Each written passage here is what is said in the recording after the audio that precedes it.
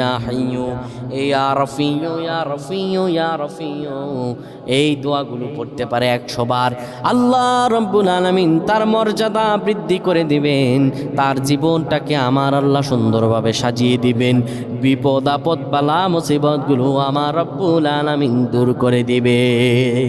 আল্লাহুম্মা আমিন বলেন।